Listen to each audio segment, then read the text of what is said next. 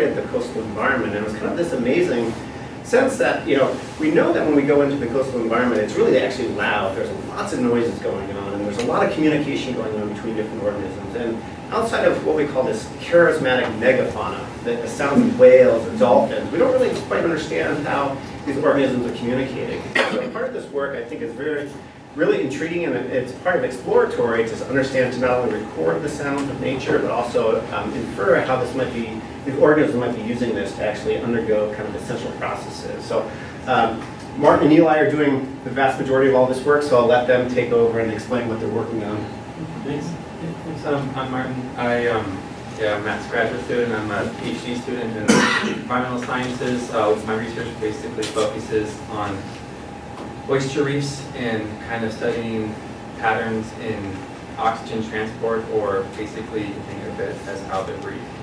So my main focus is kind of using this pattern of their oxygen flux, or the breathing patterns, to kind of describe how these reefs function day to day, tide to tide, over the year, and then hearing about this acoustic stuff, so I thought it'd be really cool to bring Eli to add another layer to these oxygen measurements to see if we can also use these acoustic measurements of the soundscape to describe the same reef in a different way, an independent way of the oxygen measurements, but also see if we can link them together.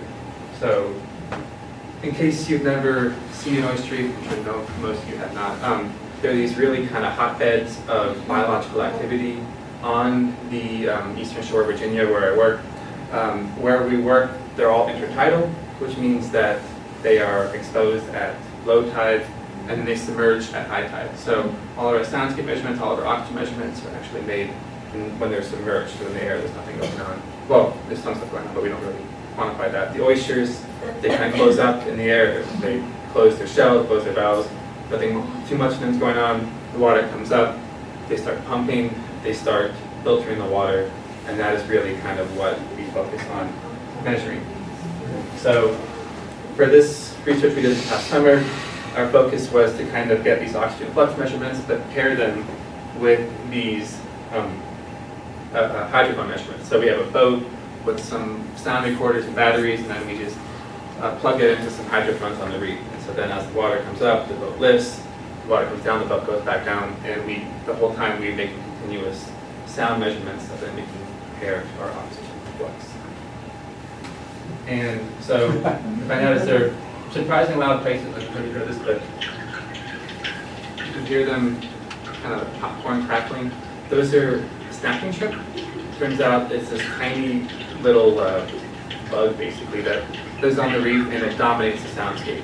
It's this really cool animal. They have a big old claw, and how they hunt is they actually close that claw really fast, and it creates this cavitation bubble, which then collapses, shoots a jet of water, and stuns their prey. So then they take a little gun underwater. Some people call them bullet shrimp too, or pistol shrimp, excuse me, pistol shrimp, the other word for that. And then so that snapping sound is then actually making these bubbles. And so it's cool, doesn't really tie in too much to our oysters themselves. But it's still really interesting, and it's another kind of layer of how these reefs are operated. But it turns out we can actually hear, if you listen really carefully, you can hear the oyster also. You can see this real quick.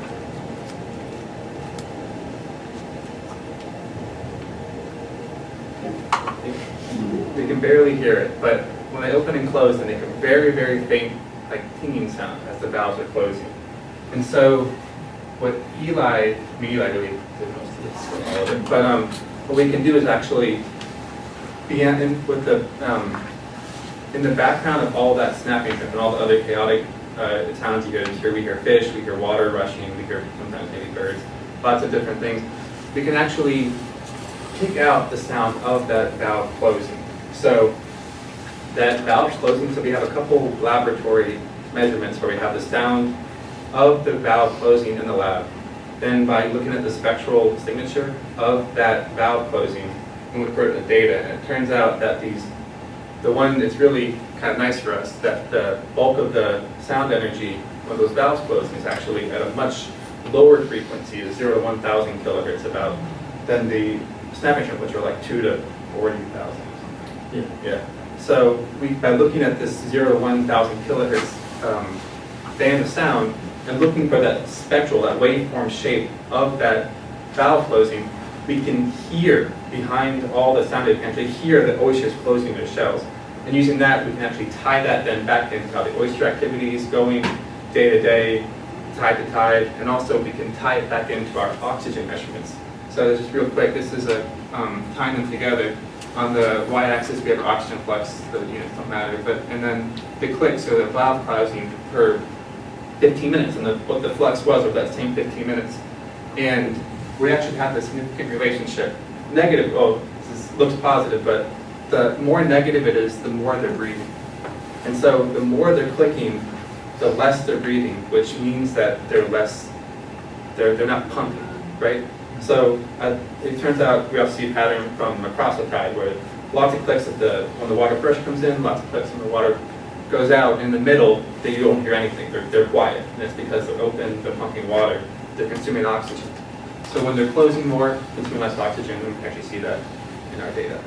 So it's you guys got it. Yeah, thank you.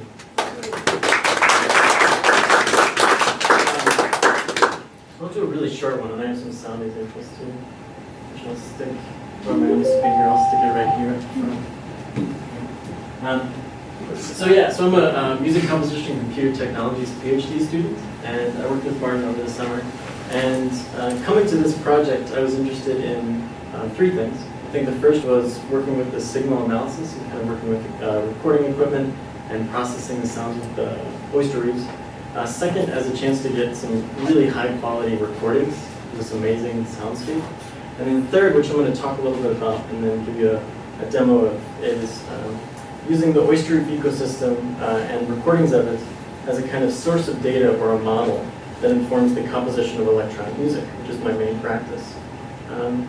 So I'm going to skip ahead a little bit, just talk a little bit about, I recently became interested in using models of natural systems as a way of guiding or generating electroacoustic material and composition structures, which is the focus of my dissertation. So within this project, kind of aside from more of the scientific work, I took the recordings Martin and I made and created software that separates them into multiple frequency bands.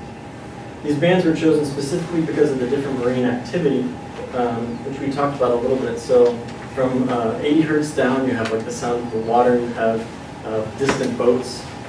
From 80 hertz to 500 hertz, you have fish moving by and other marine animals, and then the snapping shrimp are above 1,000 hertz. So I separated these recordings, and then the activity in those different bands is analyzed and segmented into events, which I then mapped onto different sets of sounds, a process which effectively recreates the audible activity of the oyster reef in any number of different sound worlds. So demonstrating this, first is an example which transitions from the recorded raw soundscape of the oyster reef to the output of this software, what I'm calling like an electroacoustic translation or adaptation. Can you play this real quick? It's just a minute.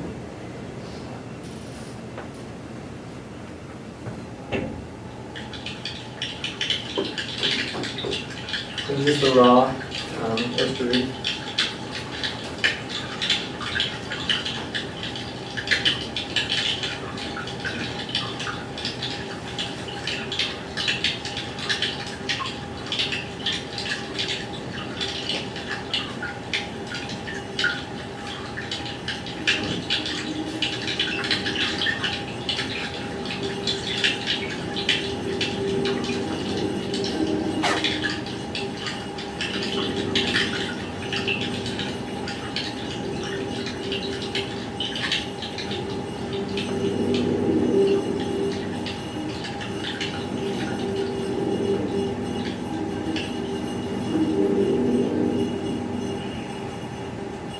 Those kind of higher sounds are from the shrimp activity, and then the lower sounds are from these kind of intermittent sounds of fish moving and other sounds.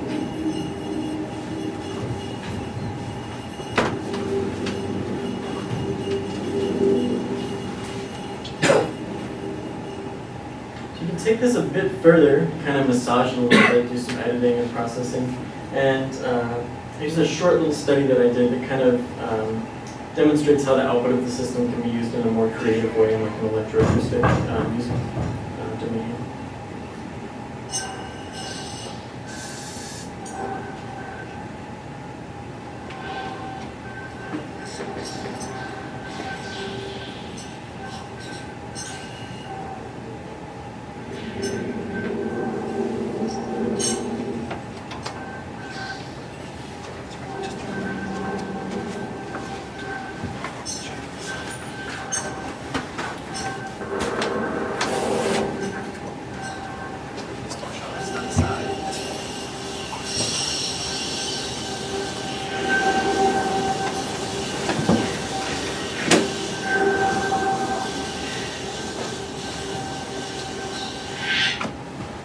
there you go. So there's just a short little excerpt. And so I'm going to continue developing and tweaking this tool and kind of other similar tools that use natural ecosystems kind of in this electronic music process. Thanks.